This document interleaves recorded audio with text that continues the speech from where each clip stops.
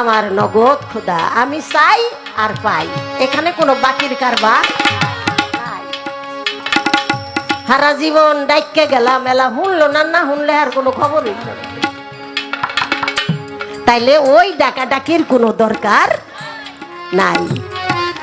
আশা করি বললে দিবে আমার আবুল ভাই, আজকে ভাই বোনে লাগবে মহা এক লড়াই রে, মহা এক লড়াই রে, মহা এক লড়াই রে, মহা এক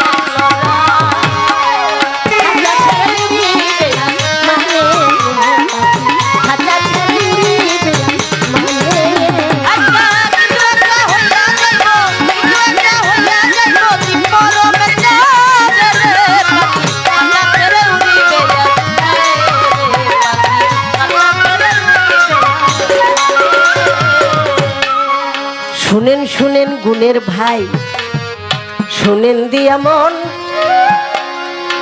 এই কথাটা বলতে হবে মনেরই মতন। বলে দিবেন আসরেতে, আমি শুনতে চাই। আল্লাহ বলেছেন হাসরের মাঠে বিচার হবে জিন আর ইনসানের। কি বাবা? বিচার হবে জিন আর ইনসানের, সেখানে আর কোনো প্রাণীর বিচার হবে না। এখানে আপনি বলেছেন যে জান্নাতে কুকুর যাবে, তার গ্যারান্টি আছে, কিন্তু মানুষ যাবে কি না এর কোনো গ্যারান্টি নাই। যে নাকি মানুষ এই জান্নাতে যাইব কে? কিরে বাবা, জান্নাতে যাওনেরই কি আছে আর চাওনেরই কি আছে? জান্নাত তো আমার লেগা পাগল থাকবে, জান্নাত তো মালিক আমার লেগাই বানাইছে। জান্নাত না, আমি যদি মালিকের উপযুক্ত কাজ করতে পারি তাহলে সেই জান্নাতি আমার লেগা পাগল হয়ে যাবে। জান্নাতে গিয়ে কি করি? এই যে বিয়া কইরা নববধূর সাথে 2-4 দিন বাসর কইরা নিবেন না গুণ জ্বালাইয়া যে বিদেশ যান গা, কামটা কি বালা করেন? দেখছিল না বালা ছিল, দেখাইয়া যে গেলেন গা, এটা কি বিচারটা হইল? হ্যাঁ, 14 ভরি সোনা দিলেই কি আর রূপা দিলেই কি? আপনি যদি না থাকেন কি বাবা, যারে দিয়ে আমার আত্মা জুড়াইব, যারে দিয়ে আমার পরানটা ভরবো, হ্যাঁ যদি না থাকে দালান কোঠা দিয়া আর সোফা দিয়া কি হইব আমার? সত্যিকার অর্থে দেখবেন ওই ধরনের মেয়েদের মুখের হাসি পাওয়া যায় না, যারা নাকি সত্যিকার অর্থে ওই স্বামীকে ভালোবাসে। ওই টাকা পাঠাইতাছে, ঘুরতাছে, ঘাটতাছে, যাই করতেছে, কিন্তু চোখ দুইটাতে এমন কোনো রাত নাই যে সে না কান্দে। কি বাস্তব? এমন কোনো রাত নাই যে সে না কান্দে। তুমি যদি আমারে দূরেই রাখবা তাইলে আনছি লাগে স্বাদ দেখাইয়া তুমি আবার আমারে বই মুখ করে দিলা। এই কথাটা আমি কেন বললাম? প্রাণের বন্ধুকে যদি না পাওয়া যায়, পরমকে যদি না পাওয়া যায়, ওই জান্নাত 8টা সিদ্ধা দিয়ে দিলে কোনো শান্তি হবে না, পাওয়া যায়। রাবেয়া বসরি ছিল, কাবার দিকে যায়, হামাগুড়ি দিয়া ঘুরে কাবার রাস্তায়, রক্তাক্ত হয়ে গেল ওই যে মরুভূমির রাস্তা। আরে ইহা ছাড়া যাবার কোনো নাই ব্যবস্থা। আমার আল্লাহ বলে, ওরে কাবা কইরো না আর দেরি, ওই রাবেয়ার এত কষ্ট সইতে নাহি পারি, চলে যাও রাবেয়ার সামনে, আমি আদেশ দিলাম দিয়া। সাথে সাথে কাবা প্রদক্ষিণ করে রাবেয়ার চতুর্দিকে ঘিরিয়া আল্লাহ আদেশ করছে, চতুর্দিকে প্রদক্ষিণ করে, যাকে বলে তোয়াব। কাবার দিকে সারা তোয়াব করে আমরা হজ আদায় করি, আর সেদিন কাবাই তোয়াব করেছে রাবেয়া। শুনেন, 14 বছর পর্যন্ত মতানৈক্য থাকতে পারে, দু এক বছর কম বেশি থাকতে পারে। একজন বাদশাহ, একজন দরবেশ, সে 1 কাইক আগাইছে আর 2 রাকাত নফল নামাজ পড়ছে। কাবায় আসতে আসতে তার 14 বছর সময় লাগছে। আইসা দেখে কাবা ঘর নাই, দেখছেন? সেজদা দিয়া পরে পাক পরওয়ারদিগার, আমি এত কষ্ট করে তোমার ঘর দেখতে আসলাম, হজ করতে আসলাম, তোমার ঘর কই?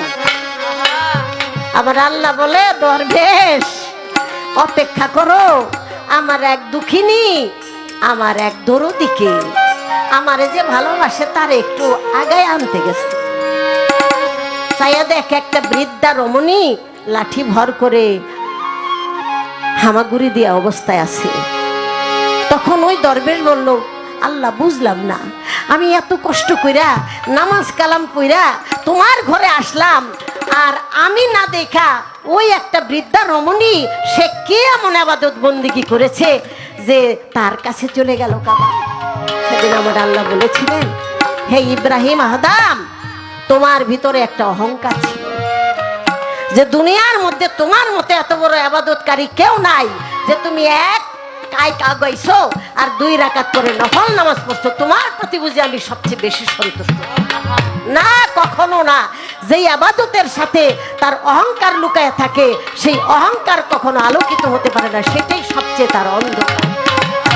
কোনো অহংকার ব্যক্তিকে আমি আমার প্রেমিকের খাতায় তুলতে পারি না। তাই রাবেয়া এমন একজন দুঃখিনী, আমি ছাড়া তার অন্তরে আর কেউ নাই, আমি ছাড়া রাবেয়ার অন্তরে আর কেউ নাই। জগৎ স্বামী অন্তর্যামী হিসাবে আমাকেই রাবেয়া মেনে, তো সেজন্য ওই রাবেয়া হামাগুড়ি দিয়ে আসতেছিল, কাবাকে আমি আদেশ করেছি তাকে প্রদক্ষিণ করে তওয়াফ করে আনার জন্য। তাই ওই রাবেয়া বলেছিল, পাক পরওয়ারদিগার, এটা তো তোমার ঘর, তুমি কই?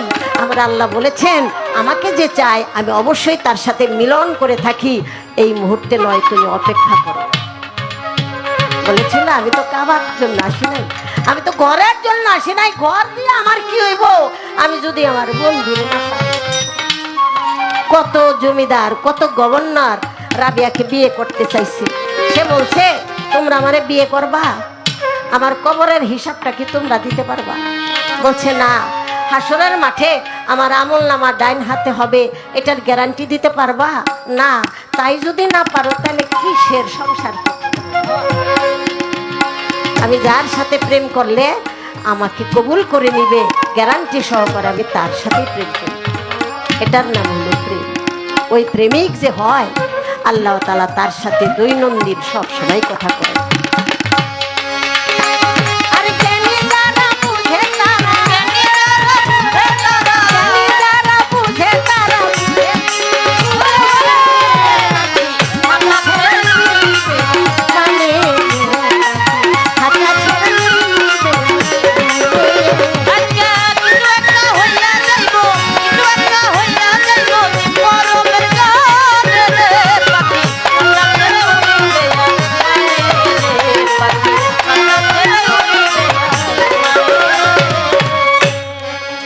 একটা কথা জিজ্ঞাসা করতে আমার মনে চায়, দেখি দাঁড়াইয়া আবুল ভাই কি কথা শোনায়। আপনি বলেন তো, আল্লাহর 2 জন প্রিয় মানুষ, একজন মানুষ আরেকজন মানুষকে মারতে চায়, আমার আল্লাহ ওই মানুষটারে কয়, তুমি যদি এই মানুষটাকে মারো তাহলে আমি তোমার সাথে আর বন্ধুত্ব রাখবো না। কথাটা একটু মানে ফেস লাগায় জিগাইলাম আর কি, আবুল ভাই যেন একটু মাথাটা একটু গোলা হয়, কারণ যাই মনে করছিলাম যে আমার একটু খাতির করব, খাতির খতির করব না, বুঝতে পারছি। এই জন্য আমি প্রশ্নটা জিজ্ঞেস করলাম, আপনি জবাব দিবেন। একজন আরেকজনকে মারতে চায়, আল্লাহ বলে, ওনাকে যদি তুমি মারো তাহলে আমার সাথে তোমার বন্ধুত্ব থাকবে না। আর ওই লোক বলতেছে, মারা তো লাগবেই লাগবে, আমি যদি না মারি তাহলে আমি আমার আত্মার শান্তি পাবো না, মারা লাগবেই লাগবে। আমার আল্লাহ বলেছে, তাহলে ঠিক আছে মারো। আল্লাহ কিন্তু আগে কইছে বন্ধুত্ব রাখবে না, পরে আবার কইছে মারো। দেখি আমার ভাই, এটা কিন্তু ফাউল কথা না, এটা কিন্তু দলিল ছাড়া না। আমার ভাই এমন আছে চ্যালেঞ্জও করতে পারে, যেটা দলিল আছে কিনা। আমি দলিল দেখাই জিগাইছি, কারণ দলিলের মিল না থাকলে অনেক মানুষ আছে আবার কিলদাউনের লেগে বয়ে থাকে। এটা একদম পাকাপোক্ত দলিল। দেখি আমার ভাই আসলে কি জবাব দেয়। এবার ছোট করে একটা গান রাখিয়ে এমনি জোর জোর আবার বাতাস আইতেছে।